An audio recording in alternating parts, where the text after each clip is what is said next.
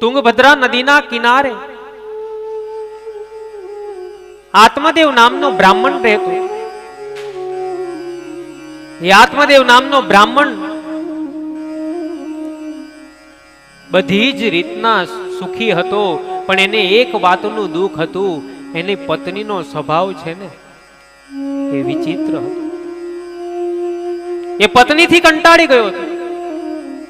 બીજું દુઃખ એ હતું કે એમના ઘરે કોઈ સંતાન નહોતું. એટલો બધો દુઃખી આત્મદેવ નામનો બ્રાહ્મણ વિચાર કરે કે હવે પત્નીથી કંટાળી ગયો, ઘરમાં શેર માટીની ખોટ છે, કઈ સંતાન નથી, હવે આ દુનિયામાં રહેવા કરતા હું છે ને આત્મહત્યા કરી લઉં. વિચાર આવ્યો, નામ આત્મદેવ, પણ વિચાર કયો આવ્યો? આત્મહત્યા. ને આત્મહત્યા એ મહાપાપ છે. ગરુડ પુરાણ કહે છે, જેને ગરુડ પુરાણનો આશ્રય લીધો છે ને ખબર હશે, જે કે આત્મહત્યા કરે ને એને જલ્દી મુક્તિ નથી મળતી, એને 1.25 મહિના માટે સર્પયોની પ્રાપ્ત થાય. પણ આત્મદેવ નામનો બ્રાહ્મણ એટલો ભાંગી ગયો, નક્કી કરી લીધું કે આજે તો મરી જ જવું.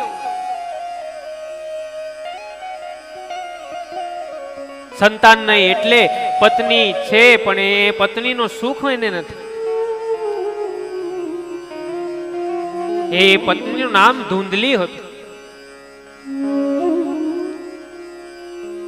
પણ અહીંયા એટલી સ્વભાવની, કોઈના ઓટલા પર બેસી મારા તારી કરે, એના પતિનું કહેલું ન માને, કઈ ઘરમાં સત્કર્મ ધર્મનું કાર્ય ન થવા દે.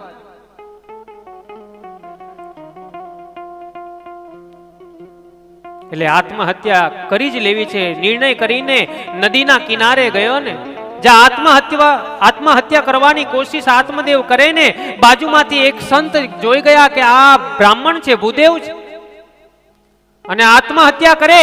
એમનો હાથ પકડી લીધો, કહે કે શું કરો છો? આત્મદેવ કહે કે મને જવા દો, મારે મરવું છે, હું આ સંસારથી થાકી ગયો છું.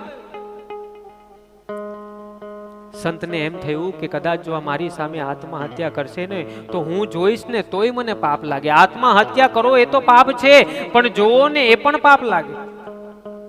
એટલે એ સાધુએ, સંતે આત્મદેવનો હાથ પકડી લીધો કે આત્મહત્યા ન કરાય, પાપ લાગે.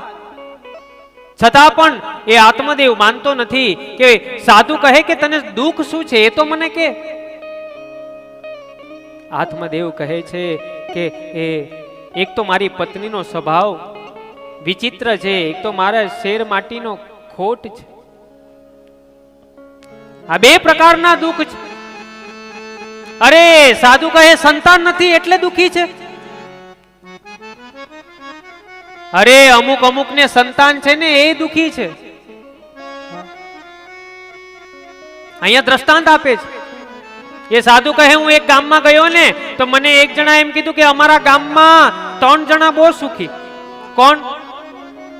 એક તો સોની, એક વેપારી અને એક ખેડૂત. સાધુ મહારાજ કે સંપૂર્ણ આ દુનિયામાં કોઈ સુખી છે જ નહીં. ખેડૂત પાસે ગયા, ખેડૂતને કહ્યું કે તને શેનું દુઃખ છે? ખેડૂત કે કાંઈ વાતનું દુઃખ નથી, એક વાતનું દુઃખ છે, મારે ત્યાં સંતાન નથી. મહારાજે નોટ કરી લીધું કે આંતા સંતાન નથી એટલે દુઃખ. સોની પાસે ગયા, સોનીને કીધું તારે શેનું દુઃખ છે? સોની કે બધું જ સારું છે, પણ એક વાતનું દુઃખ છે, મારા 2 દીકરા છે અને રાતે શરાબ પીને આવે ને મને મારે. એ વાતનું દુઃખ છે. એકને સંતાન નથી એને દુઃખ, અને એકને સંતાન છે એનું દુઃખ. વેપારી પાસે ગયા, તને શેનું દુઃખ? વેપારી કે કાંઈ દુઃખ નથી, એક વાતનું દુઃખ છે. કયું? તેમ કે આ ખેડૂતને સોની મારાથી વધારે કમાય ને એ વાતનું દુઃખ છે. દુઃખ રૂપી સંસારમાંથી પસાર થવું પડે. એટલે સાધુ મહારાજ કહે કે જેને સંતાન છે ને એ દુઃખી છે. છતાં પણ આત્મદેવ માનતો નથી કે મને મરવા દો. સાધુને દયા આવી કે મારી સામે કદાચ આત્મહત્યા કરશે ને મને પાપ લાગશે. પોતાની જોડીમાંથી એક ફળ આપ્યું. હાલે એક કામ કર, આ તારી પત્નીને આપી દેજે, આ પ્રસાદ રૂપી હું આપું છું, આ તારી પત્ની આ ફળને ખાશે ને તો તારે ત્યાં સંતાન થશે. હરખમાં આવી ગયો, પાકું, હા જરૂર થશે. પણ યાદ રાખજે, એ સંતાન તને સુખ નહીં આપે. પણ હરખમાં આવી ગયો ને એટલે કદાચ સુખ આપે કે ન આપે, પણ હરખમાં એ ફળને લઈ લીધું. આત્મદેવ હરખાતો પોતાના ઘરે ગયો. એની પત્ની ધૂંધલી હતી, એને કહ્યું કે એક સંતે ફળ આપ્યું છે, આ ફળ આરોગજે, અને આ ફળ ખાશે ને એટલે આપણે ત્યાં ભગવાન આપણને સંતાન રૂપી ફળ આપશે. પણ પત્ની તો વિચિત્ર હતી. વિચાર કરે કે આ ફળ ખાઈશ, હું ગર્ભવતી થાઈશ, મારું પેટ મોટું થશે, મારે ત્યાં ચોર આવશે, હું ચોરની પાછળ ભાગી નહીં શકું, મારી નણંદ સેવા કરવા આવશે, ધન ધાન્ય લઈ જશે. આવી વિચિત્ર મગજમાં. લાલને પાલને દુઃખ પ્રસુતાય વર્તતે,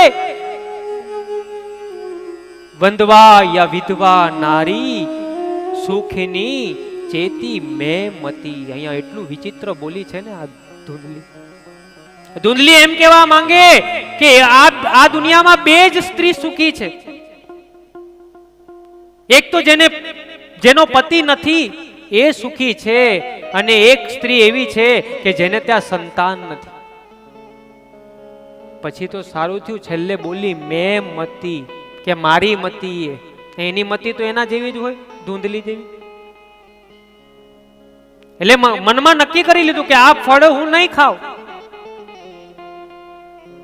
એ ફળ ગૌશાળામાં ગાયને ખવડાવી દીધું. અને એની ધૂંધલીની બેન હતી ને, એને આ વાત કરી કે મારો પતિ ગમે ત્યાંથી ફળ લઈને આવ્યો છે, મારે સંતાન નથી જોતું.